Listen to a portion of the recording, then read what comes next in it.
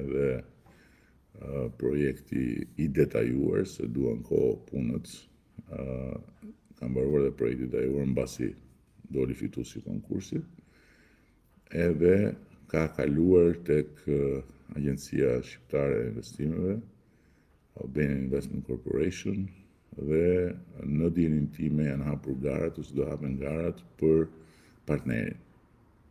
Po. Në fush mund të jesh 5, por në fletë në votimit ke përballë numrin 1 dhe ai nuk luan për barazim. Tash portieri vetëm për barazim luan, se 1 është numri i portierit ti Domenico.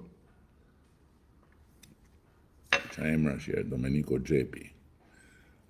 Portieri për barazim luan, se portieri nuk luan për fitore, se portieri nuk bën gola. Thjesht rri aty për mos ngrënë gola, ndërsa ky portieri këtë radhë do haj aq shumë gola morti miku im, sa do rri duke nxjerr topin nga rrjeta një javë rresht dhe do vëri kujën maçan rrjetën. Ti e latifat kësi here s'keni pshtim, jeton Byslymaj. Pshtim, shijojeni edhe qetë muaj se hecët qetë muaj, do më thënë këtë muaj. Se hecët kismet për shtëpi, çdo gjë e tepër të bëhet e damshme, jeton Byslymaj. Po më jeton po. Rri pa merak se këtë punë fatmirësisht nuk e kemi në dorë as unë as ti, këtë punë e ka në dorë populli shqiptar. Kështu që turp populli që i beson këtij të smurit, u mua domethënë, andon ferti. Ti thuash turp popullit është kurajo e madhe në fakt. Se vetëm popullit nuk i thuhet turp. Vetëm popullit nuk i thuhet turp. Ha, bravo dele, ju bani me lanë Shqipërinë e shkoni prep, mbrapa. Edhe ca dele, këtu, ikona delesh, Imoshi delesh, Kristian Marku, kjo është propagandë. Kjo është propagandë, sepse boll fakti, që në mënyrën më të pacip, Bufi, Latifi dhe gjithë të tjerët i thon pa pik turpi njerëzve ikën 1 milion shqiptarë, ndërkohë që nga censusi i bërë nga numërimi shtëpi shqiptarëve janë 2.4 milion sot aktualisht që janë këtu. E nëse kanë ikur 1 milion, nga 1.2 mos gabohen kishin ikur deri në kohën kur ne kemi marrë detyrën, i bie domethënë që ne jemi shumë më tepër sa që jemi, i bie jemi 4.6 milion, gjë që nuk jemi në fakt. Kështu që bëjni mirë llogaritë e para kristiane. E dyta, kanë ikur shqiptarë patjetër. Kanë ikur, por në asnjë mënyrë nuk kanë ikur më shumë se sa që kanë ikur historikisht dhe gradualisht vit pas viti, që t'jemi shumë të qartë bashkë. Dhe e treta, nuk jetojmë më në bunkerin e Enver Hoxhës. Jemi të lirë të ikim e të vim. Kështu që shqiptarët kanë filluar të kthehen. Jo aq sa ikin, po kanë filluar të kthehen më shumë se ç'ktheheshin më parë. Dhe do kthehen gjithmonë më shumë kur të kenë mundësi këtu që të kenë të njëjtat standarde dhe të kenë edhe të njëjtat paga si një mesatare, po themi, se s'po diskutojmë këtu Gjermaninë e Francën, që kanë pagat më të larta në Europë, por kanë edhe taksat më të larta në Europë, mos e harroni, apo Danimarkën. Por po diskutojmë nivelin e vendeve si Greqia, si Kroacia, si që jemi duke u ofruar dhe duke i arritur hap pas hapi. Kështu që gjërat duan kohën e tyre. Nuk bëhen me magji, se po të bëheshin me magji, do ishte dalë me magjistrat, ishte bërë diku tjetër. Ose po t'ishte se ishte fajon ky proces. Atëherë të paktën në vendet e tjera do ta kishin pasur ndryshe, po të gjithë kanë pasur njësoj këtë histori. Nuk ka barazi nëse ju nuk dilni të shikoni në terren se si jetojnë shumica e shqiptarëve. Leonora mund të them se për shkak të detyrës, unë e kam parë dhe e shoh terrenin shqiptar më shumë se të gjithë kryeministrat e Shqipërisë marrë së bashku që nga 1912. Ky është një fakt, nuk është një opinion, në kilometra. Për këtë mos ki asnjë pikë dyshimi për këtë. Asnjë pikë dyshimi për këtë.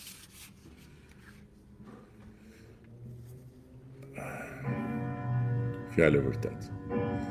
Bolle lutet një Europë që s'di ku është vetë dhe tepruhet me premtime që nuk i realizonin në fakt. E para nuk besoj që e kemi tepruar me asnjë premtim, sepse nuk është se kemi bërë dhe shumë premtime, ne kemi ndarë dhe ndajmë me njerëzit qysh prej edhe fushatës kaluar për hir të vërtetës, objektivat e programit ton, qeverisës. Dhe besoj që i jemi përgjigjur objektivave dhe i përgjigjemi objektivave shpesh në kohë, ndonjëherë me vonesë, sipas rasteve dhe sipas rrethanave që krijohen, se s'janë gjitha në dorën tonë, por që çdo gjë që kemi thënë e kemi bërë, po e bëjmë dhe do ta bëjmë, kjo as nuk diskutohet. As nuk diskutohet fare. Fare, hiç, zero. Ndërsa përsa i përket bolle lutet një Europë që s'di ku është vetë, kjo është pastaj një shprehje kafeneje se nuk kemi ne asnjë rrugë tjetër, nuk kemi asnjë destinacion tjetër, nuk kemi asnjë shpëtim tjetër nga historia jonë përveç BE-s, Bashkimit Evropian. Dhe kjo nuk është çështje lutje, kjo është çështje këmbgulje.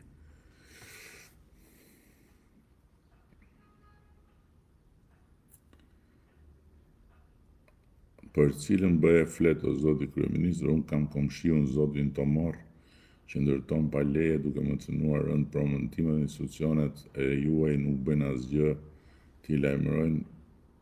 Drejtohu me një herë tek platforma e bashkëqeverisjes Shqipëria që duam .al dhe përcille rastin tënd.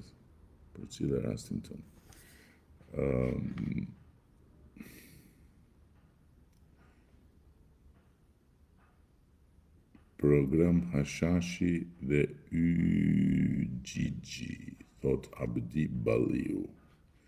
Po jo më Abdi. Uj 24 orë premtimi i harruar, komplet dështim. Thua ti, ndërkohë që unë them diçka tjetër, që e thot dhe realiteti. 43 zona urbane, 98 rurale me 24 orë uj nga 4 zona urbane vetëm, asnjë rurale. Kur ne morëm detyrën. Okay?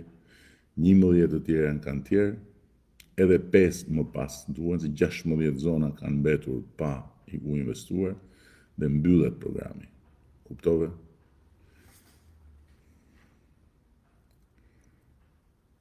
Po si të vjen zor, 2 metra burr, rrin tër ditën jo bufi jo luli. S'ta ka fajin as bufi as luli që e ke gjysmën e qeverisë në burg, por kërkoj llogari vetes. Alban, e para punës njëherë, unë nuk rri tër ditën se po të shikosh edhe postimet këtu, e arrin kollaj konkluzionin që unë në fakt tër ditën me shumë shka tjetër. Por ama, nëse ty të bën përshtypje dhe prekesh, se në ato pak minuta që merren me bufin dhe me lulin, të hiqet vëmendja dhe nuk e di domethënë çfarë ide të krijohet ty, atëherë mbien shumë keq.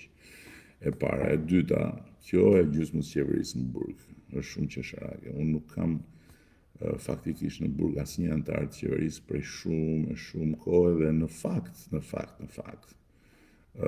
po të shikosh, të gjithë ata që janë marrë në hetim apo janë çuar përpara gjykimit nuk kanë qenë antar qeverie në atë kohë kur kanë ndodhur, kanë qenë shumë përpara. Tani unë kam 12 vjet këtu. Okay? Edhe në ndërkohë, ajo që nuk do të harrosh as ti dhe as kush tjetër është që nëse juve flisni, ju erdhi dita, domethënë të flisni për drejtësi, për ministra, për kryetar bashkish, për personat lidhur me pushtetin politik, po edhe për ish president e ish kryeministra, që janë ana tjetër e medaljes. Kjo nuk është një ditë që erdhi nga qielli, që t'jemi shumë qartë Alban. Kjo është një ditë që e solli Partia Socialiste e Shqipërisë me mua në krye. Kjo ditë është shpreha e vullnetit ton absolut për të sjellë në Shqipëri ato që shqiptarët nuk e kanë pasur kurrë, barazinë para ligjit. Asnjëherë nuk ka pasur Shqipëria dhe shqiptari barazi para ligjit. Kur. Nga 1912 deri para pak vitesh nuk është bërë përpjekje që barazia para ligjit të kaloj në nivelin që të gjithë ta dinë se nuk ka rëndësi si quhesh, nuk ka rëndësi nëse mbiemri yt është i njohur apo i panjohur, nuk ka rëndësi nëse je i pasur apo i varfër, nuk ka rëndësi nëse ke pushtet apo s'ke. Nëse të vjen dhe të troket tek dera drejtësia, ti je i barabartë me të tjerët. Okej? Kur ka ndodhur kjo më përpara? Ka ndodhur në kohën e Bufit, kur vriteshin njerëz nga dritarët e kësaj zyre këtu poshtë, edhe kur prokuroria që tentonte të thëriste për të marrë në pyetje drejtuesit e forcave të rendit pagzohej nga kjo godinë si lavire bulevardi, dhe kur forcërisht pengoi prokuroria që të merrte një pyetje, se kjo që po them unë është një realitet i Shqipërisë jo të para 1000 vjetëve, po të para një dekade. Dhe kush i ka bërë këto hynere sot po ju thot hajde ta bëjmë Shqipërinë madhështore. Po ky Luli i 77-s, ku ishte ky? Ky ishte këtu poshtë. Këtu poshtë. Ma këndonte këtu poshtë hymnin. Çdo ditë mbyllur në çadër se nuk donte të votonte vetingun dhe reformën drejtësi. E pra, sot flasin këta. Edhe sot tregojnë me gisht. Numërojnë njerëzit që thirren nga drejtësia.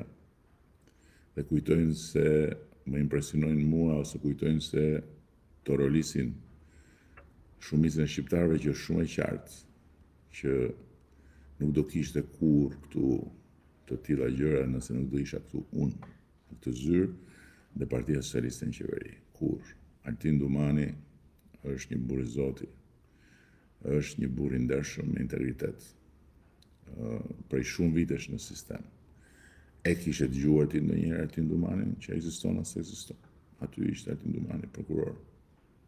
Kishte thirrur ndonjëherë Altin Dumani ndonjë njeri me pushtet? Ai thoshe hajde këtu. Kishe parë ti ndonjëherë që njerëzit e veshur me pushtet shkonin të parakalonin para prokurorisë? Me të gjitha kamerat aty, si në festivalin e Kanës, që është historinë vete kjo, po flasim një herë për këtë. I kishe parë gjitha këto gjëra, po nga erdhi ky Altin Dumani, nga hëna erdhi? Jo. Një prokuror këtu në Tiranë, me vite e vite të tëra, por nuk kishte shpatën. Alban, se shpata ishte këtu, te kjo zyra këtu. Shpata ishte si pajisje këtu në zyrë që ja përcjellin njëri pas tjetrit të gjithë. Nga qeveria e parë, te e dyta, te e treta, pastaj te mbreti, pastaj te diktatori, pastaj te presidenti,